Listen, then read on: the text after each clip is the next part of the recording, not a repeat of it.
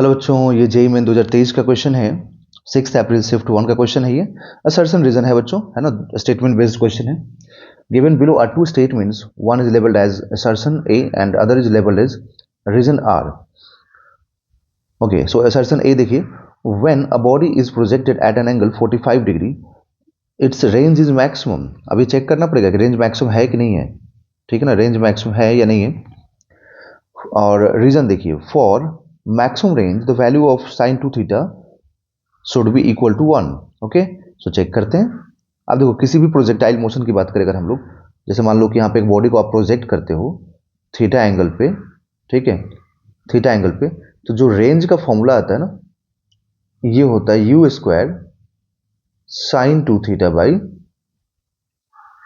2g, है ना, ये यही रेंज होता है।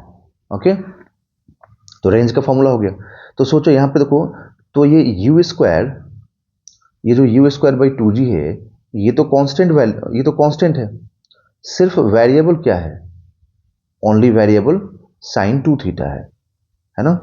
तो साइन टू थीटा वेरिएबल है, इसका मतलब range directly proportional to sine two theta, ठीक है। मतलब रेंज मैक्सिमम कब होगा? तो हम लोग सीधे बोलेंगे कि रेंज मैक्सिमम तभी होगा जब साइन टू थीटा मैक्सिमम होगा, ठीक है। For range to be maximum, for range to be maximum sine two theta must be equal to 1। तो sine two theta equal to 1 होने का मतलब हुआ कि जब टू थीटा 90 होगा तभी जाकर के साइन टू थीटा 1 होगा। मतलब कि थीटा कितना होना चाहिए? 45, है ना। तो साइन टू थीटा का वैल्यू 1 होना चाहिए और थीटा का वैल्यू 45 होना चाहिए। मतलब कि जो रीजन है ना, वो भी करेक्ट है और असर्शन भी करेक्ट है, दोनों ही करेक्ट है।